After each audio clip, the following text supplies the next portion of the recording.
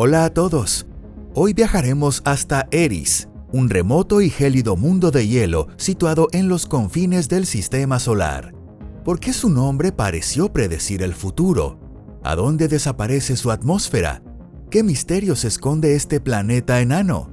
Bienvenidos a Pangea. ¡Comencemos!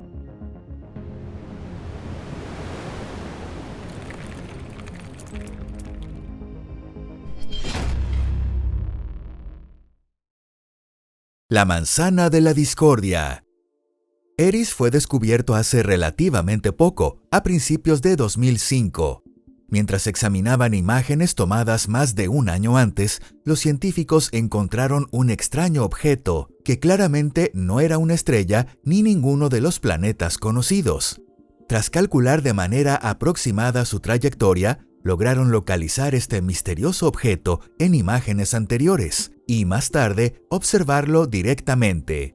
Estaba claro que se trataba de un nuevo objeto transneptuniano, un cuerpo más pequeño que un planeta y más grande que un asteroide que orbitaba el Sol mucho más allá de Neptuno.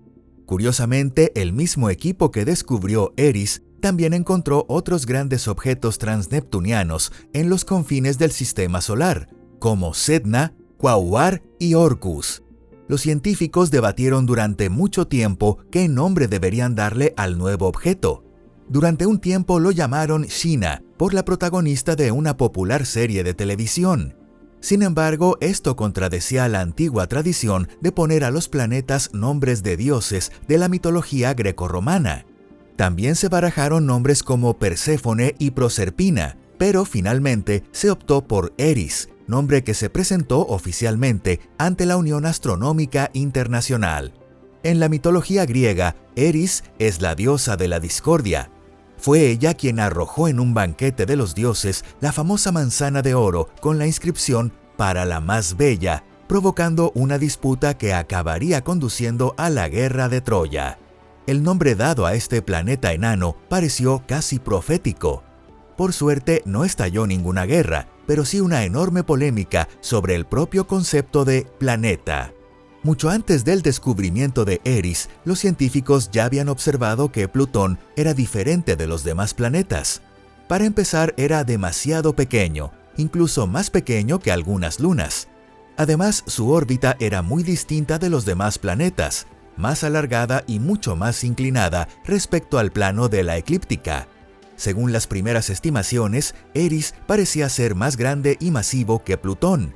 Se propuso reconocer a Eris como planeta, pero eso habría obligado a conceder la misma categoría a otros objetos transneptunianos, como Sedna e incluso a Ceres. Pero si no se le concedía ese prestigioso título, Plutón también tendría que ser degradado a la categoría de asteroide o algo similar, como ya había ocurrido con Ceres. Tras intensos debates, la Unión Astronómica Internacional introdujo una nueva categoría, la de planeta enano. Ceres, Sedna, Quaoar y Eris fueron ascendidos a esta categoría o pasaron a considerarse candidatos a pertenecer a ella. Plutón, en cambio, fue degradado de planeta oficial a planeta enano. Quienes más se opusieron a esta decisión fueron los estadounidenses. Para ellos, Plutón era el único planeta descubierto por un estadounidense, Clyde Tombaugh. Un mundo de hielo interminable. Como ya hemos mencionado, cuando Eris fue descubierto, se pensaba que era más grande que Plutón.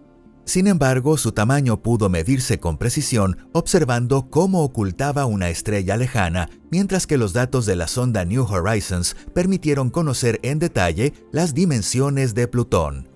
Así se descubrió que Eris era ligeramente más pequeño, con unos 2.326 kilómetros de diámetro, frente a los aproximadamente 2.377 kilómetros de Plutón. En cambio, su masa supera ampliamente a la del antiguo noveno planeta, lo que lo convierte en el objeto transneptuniano más masivo conocido.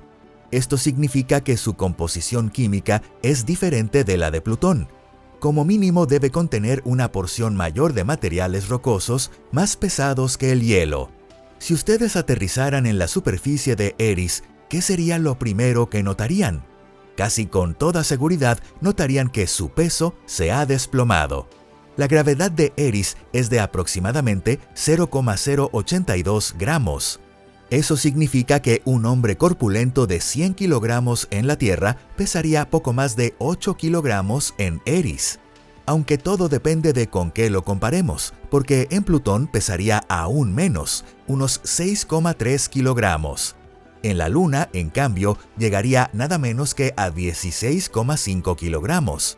Lo siguiente que notarían sería una noche interminable. Desde Eris, el Sol no parecería más que una estrella especialmente brillante. ¿Por qué? Porque Eris orbita todavía más lejos que Plutón. Su órbita es muy alargada. En el perihelio se acerca al Sol hasta 38 unidades astronómicas, mientras que en el afelio se aleja hasta 97,5 unidades astronómicas. Tarda unos 559 años en completar una vuelta alrededor del Sol. Aunque los seres humanos vivieran en Eris, morirían antes de alcanzar siquiera una cuarta parte de un año local. Eris pasó por el afelio alrededor de 1977 y actualmente se encuentra en la zona más lejana de su órbita. Por eso, pese a ser un objeto transneptuniano muy brillante y grande, además del más masivo conocido, Eris fue descubierto nada menos que 75 años después de Plutón. Si Clyde Tombaugh hubiera vivido en los siglos XVII o XVIII y por algún milagro hubiera dispuesto de los mismos medios de observación que tenían en 1930, quizá habría descubierto Eris. Si los cálculos actuales de su órbita son correctos, volverá a pasar por el perihelio y alcanzará su máxima proximidad al Sol en el año 2257. Si nuestro astronauta imaginario mirara hacia sus pies, contemplaría una inmensa extensión blanca que se prolongaría hasta el horizonte. Muchos objetos transneptunianos presentan un tono rojizo porque la radiación cósmica provoca complejas reacciones químicas que forman sobre su superficie una fina capa de ese color. Eris, sin embargo, es una excepción. Su superficie es de un blanco grisáceo, extremadamente brillante, y su albedo, es decir, su capacidad de reflejar la luz, alcanza aproximadamente 0,96. ¿Por qué? Actualmente se cree que la causa está en la particular órbita de Eris. Como ya hemos explicado, su órbita es muy alargada y durante una vuelta completa alrededor del Sol, su distancia a este varía más de 2 veces y media. Esto provoca grandes variaciones en la temperatura de su superficie.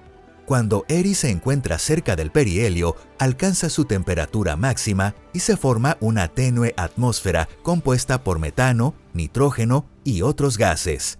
Pero esa atmósfera es demasiado fina para retener el calor, así que a medida que se aleja del Sol, el planeta enano se enfría cada vez más. Finalmente, la atmósfera desaparece por completo y sus componentes caen sobre la superficie en forma de una brillante escarcha, donde permanecen hasta la siguiente aproximación al Sol. Por lo tanto, la respuesta correcta a la pregunta ¿tiene Eris atmósfera? Es depende del momento. Sin embargo, incluso durante el verano, la superficie de Eris es demasiado fría para los seres humanos. Se cree que la temperatura máxima posible allí ronda los 217 grados bajo cero. Ni siquiera en la Antártida se alcanzan temperaturas tan bajas. Basándose en los primeros datos, todavía poco precisos, los astrónomos creían que un día en Eris duraba unas 26 horas. Sin embargo, estudios detallados realizados en los últimos años revelaron un hecho sorprendente. Un día en Eris dura unas 16, no horas, sino 16 días terrestres. Esto se debe a que Eris y su luna están unidos por un acoplamiento de marea. El planeta enano y su satélite giran mostrándose siempre la misma cara, como si interpretaran una danza cósmica. Por eso, la transición entre el día y la noche es extremadamente lenta. En Eris, la fase diurna dura unos 8 días terrestres, y la noche se prolonga otro tanto.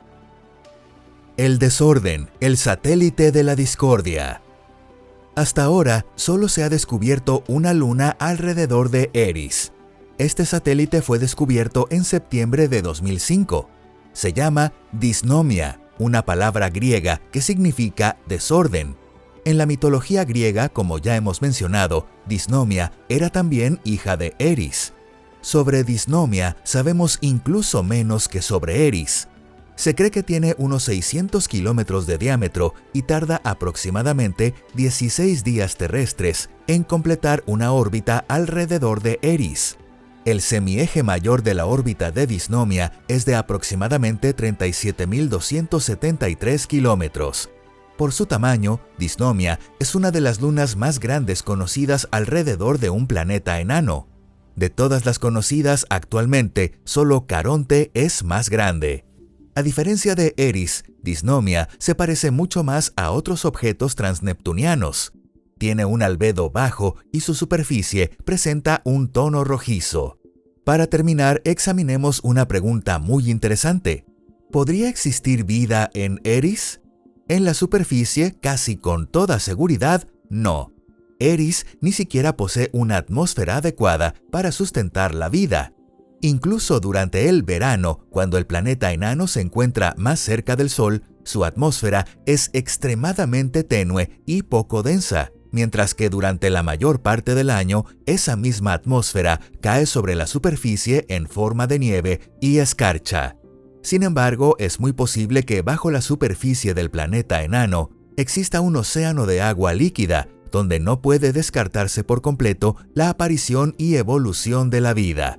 No obstante, parece poco probable que conozcamos la respuesta pronto. Eris es un objeto muy difícil de estudiar. Aunque se lanzara una sonda en un futuro cercano, tardaría al menos 25 años en llegar, y por ahora ni siquiera existe una misión de este tipo en fase de planificación. Por tanto, no cabe duda que este remoto planeta enano esconde numerosos misterios, pero aún tendremos que esperar mucho tiempo para obtener las respuestas. Si les ha gustado este video, hagan clic en me gusta y compártanlo con sus amigos. Muchas gracias por verlo. Nos vemos en el próximo video. Adiós.